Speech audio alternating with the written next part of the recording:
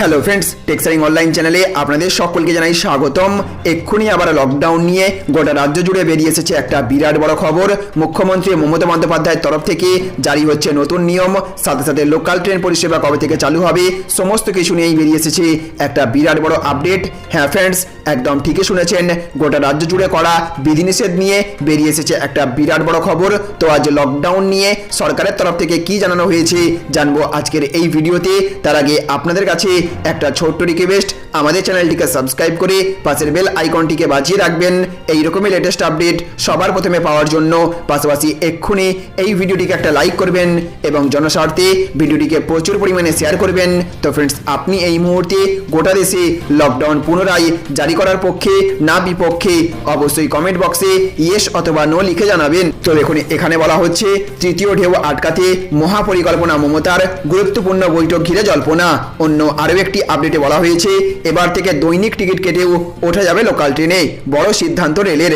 অন্যদিকে বলা হয়েছে পর্যটনের দিকে লক্ষ্য রেখে সিদ্ধান্ত বদল কাঁথি প্রশাসনের, এবার একটা টিকাতেই করা যাবে দীঘা ভ্রমণ। অন্যদিকে বলা হয়েছে বৈধ কাগজপত্র না থাকলে ঝাড়গ্রাম শহরে প্রবেশ করতে পারবে না। অন্যদিকে বলা হয়েছে মানকরে মাইক্রো কন্টেনমেন্ট জোন জারি। অন্যদিকে আবার বলা হয়েছে রাজস্থানে আগামী 2 আগস্ট থেকে খুলে যাচ্ছে সমস্ত স্কুল, ঘোষণা রাজ্যের শিক্ষামন্ত্রীর। অন্যদিকে বলা হয়েছে পুরুষদের তুলনায় মহিলারা 3 গুণ বেশি আক্রান্ত, করোনার মাঝেই থাইরয়েড নিয়ে সংকটে কলকাতা।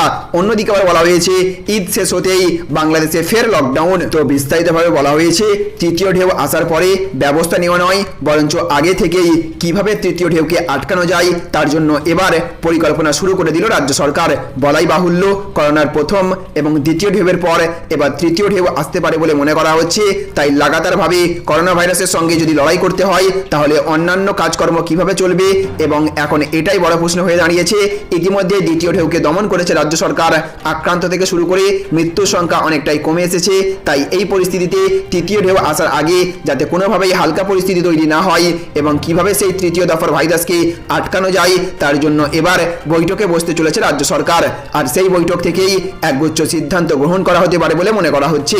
সূত্রের খবর, বৃহস্পতিবার রাজ্য মন্ত্রিসভার বৈঠক অনুষ্ঠিত হবে আর তারপরেই সাংবাদিকদের মুখোমুখি হয়ে করোনা নিয়ে আগামী আগস্ট মাসের 5 তারিখে গ্লোবাল অ্যাডভাইজারি বোর্ডের বৈঠক হবে বলে জানিয়ে দিয়েছেন মুখ্যমন্ত্রী মমতা বন্দ্যোপাধ্যায়, যেখানে বোর্ডের চেয়ারম্যান বিশিষ্ট নোবেল জয়ী অর্থনীতিবিদ অভিজিৎ বিনায়ক বন্দ্যোপাধ্যায় উপস্থিত থাকবেন বলে খবর। অর্থাৎ আগামী দিনে কিভাবে এই ভয়াবহ অতিমারিকে আটকানো যায় এবং তৃতীয় ঢেউকে কিভাবে রক্ষা পাওয়া যায়, এখন এটাই বড় চ্যালেঞ্জ রাজ্য সরকারের কাছে।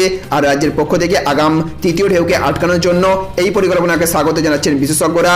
একাংশ বলতে শুরু করেছেন এর আগে নির্বাচন চলার সময় দ্বিতীয় ঢেউ পশ্চিমবঙ্গে প্রবেশ করেছিল, যা ভয়াবহ আকার ধারণ করে। পরবর্তীতে রাজ্যের ক্ষমতা তৃতীয়বার দখল করার পরেই শক্ত হাতে সেই করোনা ভাইরাস দমন করার কথা জানিয়ে দেন মমতা বন্দ্যোপাধ্যায়। প্রথম মন্ত্রিসভার বৈঠকে একগুচ্ছ বিধিনিষেধ জারি করার সিদ্ধান্ত নেন তিনি। আর সেই বিধিনিষেধ জারি করার ফলে পশ্চিমবঙ্গে করোনা পরিস্থিতি অনেকটাই নিয়ন্ত্রণের মুখে চলে এসেছে। তবে এখন থেকে যদি রাস আবার আলাদা করে দেওয়া হয় তাহলে তৃতীয় ঢেউয়ের আছড়ে পড়ার সম্ভাবনা অবশ্যম্ভাবী। তাই সেই ভবিষ্যতের কথা মাথায় রেখে এখন থেকে প্রস্তুতি নিতে তৎপর রাজ্য প্রশাসন। আর সেই কারণেই মন্ত্রিসভার বৈঠকে সিদ্ধান্ত গ্রহণ করে আগামী আগস্ট মাসের 5 তারিখে তৃতীয় ঢেউকে আটকানোর জন্য মমতা বন্দ্যোপাধ্যায়ের পক্ষ থেকে নেওয়া হলো বড় সিদ্ধান্ত। তবে এই বৈঠক থেকে তৃতীয় ঢেউকে আটকানোর জন্য সরকারের পক্ষ থেকে কি কি সিদ্ধান্ত গ্রহণ করা হয় সেই দিকে নজর থাকবে সকলের।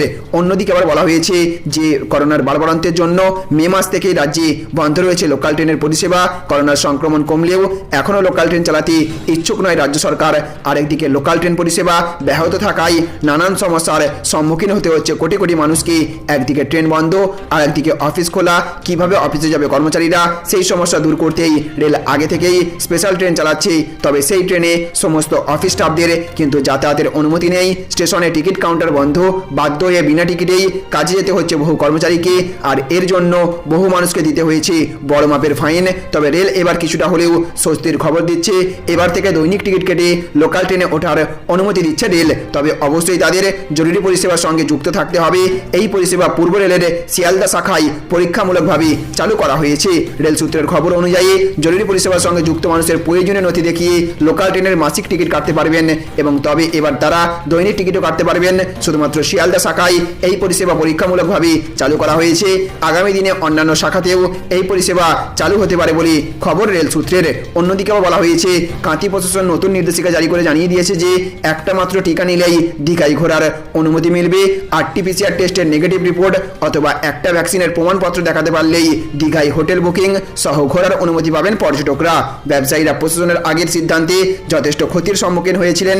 অনেক বুকিং বাতিল হয়েছিল, একদম কমে এসেছিল পর্যটকদের সংখ্যা। তাই প্রশাসনকে বারবার অনুরোধ জানাতে পর্যটন শিল্পের স্বার্থে নিজেদের বিধিনিষেধ কিছুটা হালকা করলো দীঘা প্রশাসন। তাহলে ফ্রেন্ডস, বুঝতে পারলেন, আরও একবার মুখ্যমন্ত্রী মমতা বন্দ্যোপাধ্যায়ের তরফ থেকে স্পষ্ট ভাষায় জানিয়ে দেওয়া হয়েছে আগামী 5ই আগস্ট করোনা ভাইরাসের তৃতীয় ঢেউকে মাথায় রেখে আগামীতে গোটা রাজ্যে কি কি নিয়ম জারি করা হবে, কোন কোন ক্ষেত্রে ছাড় দেওয়া হবে, কিভাবে মোকাবিলা করা হবে করোনা ভাইরাসের তৃতীয় ঢেউ, এই সমস্ত কিছু নিয়েই একটি পর্যালোচনা বৈঠক করতে চলেছেন তিনি। অর্থাৎ আরও একবার হয়তো গোটা রাজ্য জুড়ে কঠোর বিধিনিষেধ অথবা প্রথম লকডাউনের মতো কঠোর সিদ্ধান্ত গ্রহণ করতে পারেন মুখ্যমন্ত্রী মমতা বন্দ্যোপাধ্যায়। তবে সবটাই নির্ভর করছে মুখ্যমন্ত্রী মমতা বন্দ্যোপাধ্যায়ের পরবর্তী নির্দেশের উপর। অন্যদিকে আবার লোকাল ট্রেন ব্যবস্থা রাজ্যে আগামী 30শে জুলাই পর্যন্ত বন্ধ থাকলেও সূত্র মারফত খবর পাওয়া যাচ্ছে হয়তো আবারও লোকাল ট্রেন ব্যবস্থা আরও বেশ কয়েকদিন বন্ধই থাকবে। কারণ রাজ্য সরকারের এখন একটাই লক্ষ্যমাত্রা, সেটি হলো করোনা ভাইরাসের তৃতীয় ঢেউকে যেমন করে হোক মোকাবিলা করা। তারপরেই হয়তো রাজ্যবাসীর জন্য লোকাল ট্রেন ব্যবস্থা চালু হতে পারে বলে জানা যাচ্ছে। তো ফ্রেন্ডস, আপনি কি মনে করেন এই মুহূর্তে রাজ্য সরকারের তরফ থেকে লোকাল ট্রেন ব্যবস্থা চালু করে দেওয়া দরকার, নাকি এখনো বেশ কয়েকদিন অবশ্যই বন্ধ রাখা দরকার? আপনার মতামত কমেন্ট বক্সে ইয়েস অথবা নো লিখে জানাবেন। সাথে সাথে রাজ্য সরকারকে করোনা ভাইরাসের তৃতীয় ঢেউ মোকাবিলা করার জন্য আর কি কি পদক্ষেপ নেওয়া জরুরি বলে আপনি মনে করেন সেটাও কমেন্ট বক্সে আপনি জানাতে পারেন। তো ফ্রেন্ডস, এই ছিল আজকের গুরুত্বপূর্ণ আপডেট। আপনাদের কাছে বিশেষভাবে অনুরোধ, অবশ্যই সর্বদা মাস্ক পরবেন, সামাজিক দূরত্ব বজায় রাখবেন। আর ফ্রেন্ডস, ভিডিওটি ভালো লাগলে লাইক করবেন, জনস্বার্থে প্রচুর পরিমাণে ভিডিওটি শেয়ার করবেন।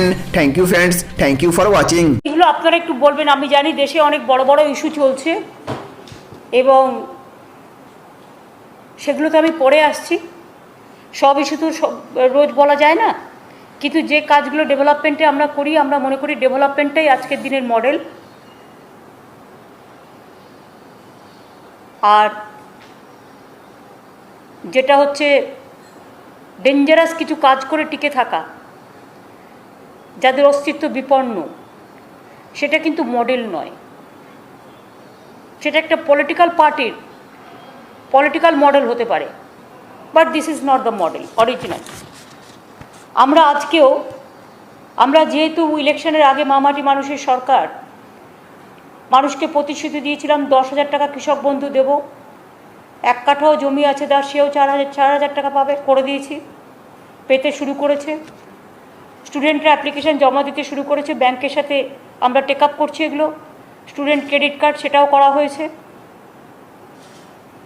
3 হচ্ছে আমাদের ত্রাণ, যেটা অলরেডি ইয়াসের ব্যাপারে সেটাও হয়ে গেছে।